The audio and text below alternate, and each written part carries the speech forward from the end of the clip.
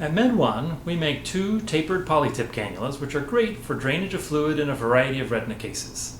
Our 3218 PolyTip Cannula is a 25 gauge cannula that tapers to a 31 gauge, 5 millimeter long polyamide tip. So this is great for endo drainage in a variety of different cases.